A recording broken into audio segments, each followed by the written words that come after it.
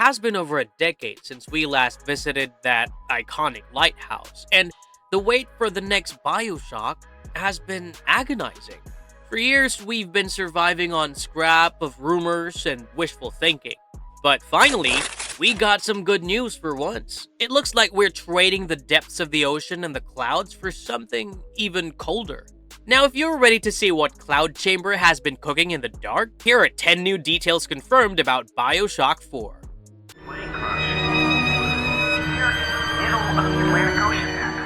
So yeah, there's a giant casino at the center of everything. I've always loved how the BioShock games center themselves around massive, impossible pieces of architecture, and this time, it's no different. Leaks point to a gargantuan casino serving as the central hub of this new Antarctic city, a warm, glowing beacon of excess surrounded by the most inhospitable environment on Earth. It's the classic BioShock set-piece design. The clash of luxury with survival, the jazzy music echoing in empty halls, and the inevitable rot hiding beneath the Art Deco. It's the perfect playground for the kind of emergent gameplay the franchise is known for, offering a dense, multi-layered space to explore, hack, and fight through. Let's talk about Solaris and the people who run it. Every BioShock needs its dark twist on a popular utopian concept, and it sounds like Solaris is gonna be our Olympus. This area appears to be the domain of the Solarians. The name implies a connection to the sun, to warmth, or perhaps a desperate worship of light in a place of eternal, polar darkness. The Solarians are likely the new elite, the people who hold the keys to survival while everyone is freezing to death. It sets up the classic class divide that Ken Levine established so well in Rapture.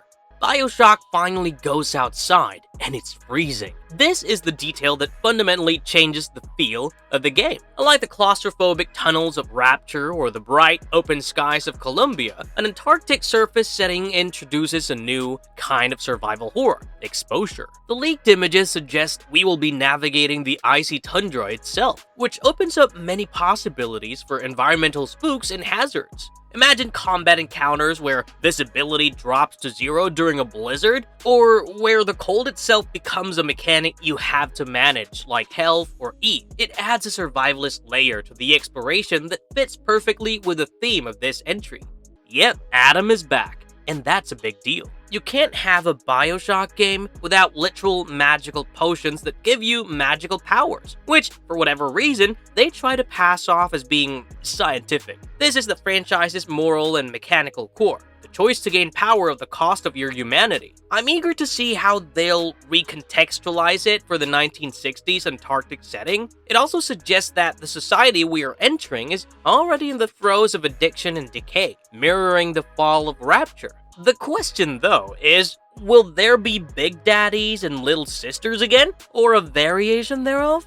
Meet the Flushers. These guys are nightmare fuel. We have a name for a new cannon fodder: Flushers. It's a gross, unsettlingly childish name that fits right in with splicers and handyman. The leaks describe them as the primary enemy type. Given the setting, I'm thinking they're twitchy, frostbitten maniacs who have been warped by both the cold and the atom-like substance. The name Flusher implies they might be the Hell, the lower-class workers that the elite look down on as subhuman. Or perhaps it refers to how they flush out intruders. If the combat AI has evolved, I hope they'll be tricky, sneaky enemies that'll bring BioShock back to its horror roots.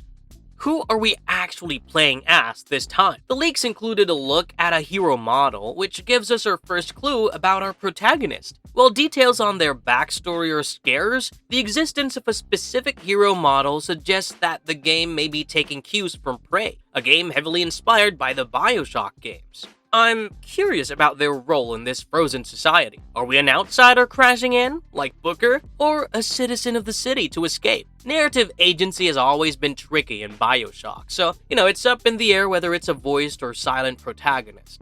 Those giant statues are definitely important, and definitely creepy. Nothing says hubris like a giant golden statue of yourself, and the leaks show massive monuments with detailed faces scattered around the city. This screams cult of personality, a staple of the series. Whether it's Andrew Ryan's corporate busts or Comstock's religious iconography, BioShock villains love to immortalize themselves. These statues suggest a ruler who demands worship, someone who sees themselves as the sun in this frozen world, tying back to the Solaris concept.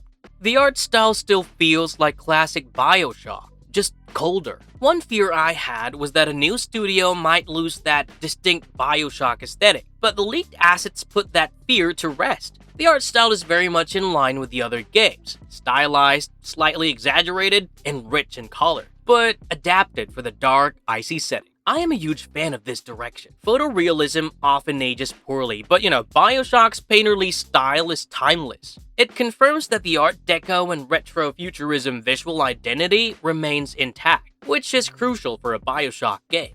Why BioShock 4's development has been such a mess? We gotta address the elephant in the room. This game has been in development hell for a long time. The project has reportedly been rebooted multiple times, moved studios, and seen leadership changes, which, is usually a death flag.